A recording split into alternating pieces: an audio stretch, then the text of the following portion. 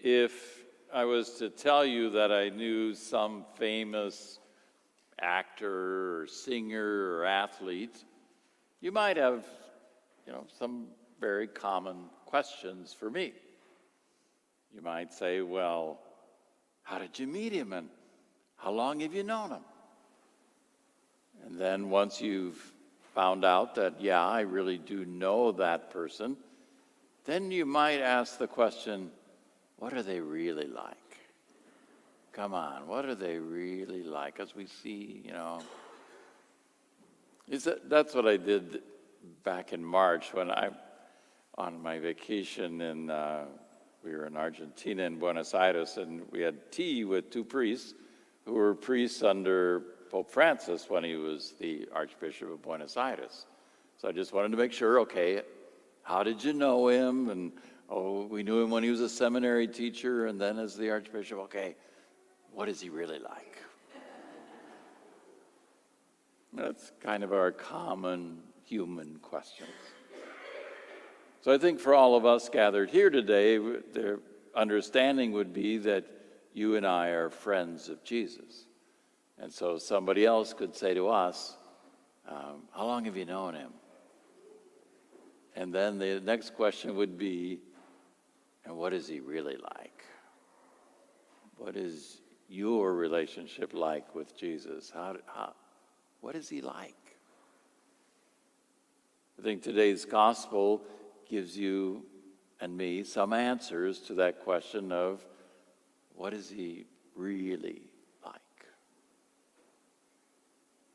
He starts out that second part of today's gospel by inviting, come to me, all you who are weary and heavily burdened, and I'll give you rest.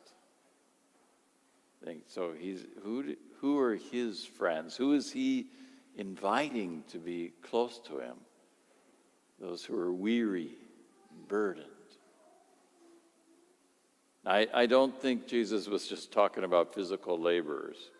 Okay, he's really a friend of the people who do really, really hard work. And so he calls them together at night and invites them to have a beer with him, just relax together. Yeah, I think it's more the emotional, psychological, those kind of folks who are weary, burdened. Not the normal kind of folks we usually kind of associate ourselves with. I really want to associate with people who are really down, and even life itself is really burdened. That's like a great group to go out drinking with. We're going to have a wonderful time. They're all kind of sad and depressed. But that's who Jesus chooses, that group. Because he can bring something to them that they truly need, that nobody else can bring to them. Because he can set them free of those things that burden them, make them weary. For a lot of times, the struggles in life are things that only God can free us of. Sometimes it's shame, guilt, a broken past of some kind. And then only God can free us of that. Even years ago when I was taking the Master's in Counseling program at UNO, I was just doing it, I don't know why, for fun or something. But oftentimes sitting in the class, the professor would call on me, well, you're the one doing all this already. Yeah, maybe a little more experience than even the professor had in actually dealing with people. How would you deal with this problem? What are you seeing as the main thing here? And oftentimes it's just simply setting somebody free of their shame, of their guilt. So he provides then to that group, this Jesus of ours, rest.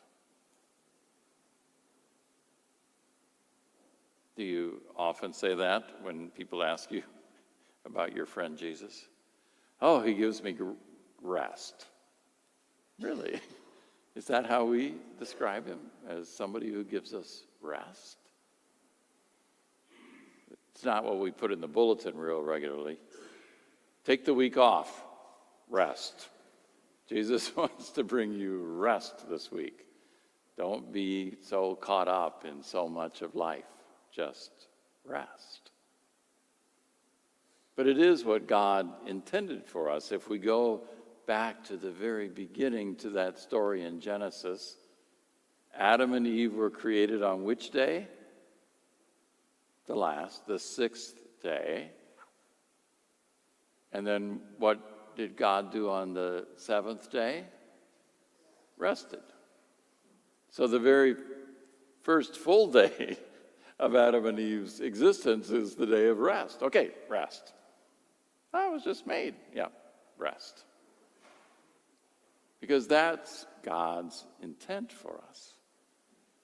Not so much in the sense of slumber, but in who we are created to be. That rest is the fullness of our life, just enjoying all the wonder and beauty that God gives us. We weren't created to just be slaves, servants, struggling away, but to enjoy this wondrous life that God gives. Now here's something that the rabbis debated over the many years then, without a real clear answer, but on what day did Adam and Eve sin then? Was it actually on the day of rest? And then because of the sin, life is burdened.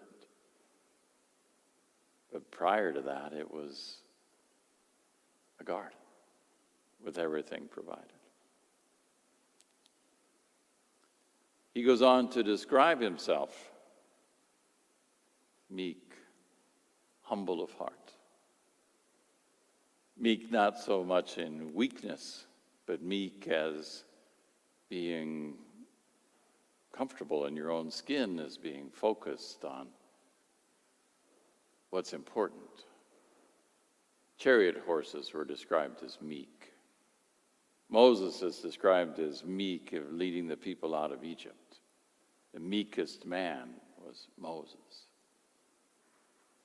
Meek is just somebody who knows what's important, is comfortable in themselves.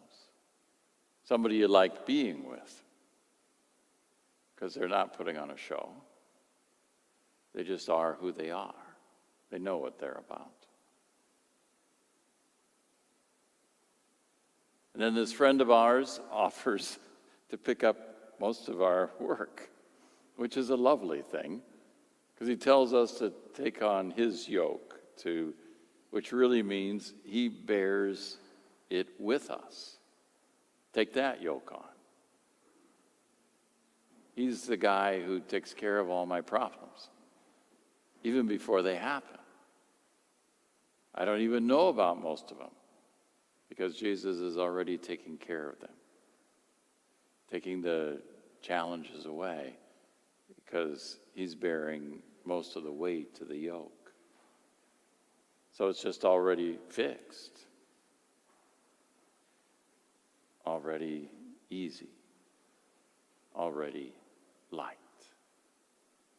So that life isn't burdened, but easy and light, because he's my friend. Because he's the one who takes care of the things, not me.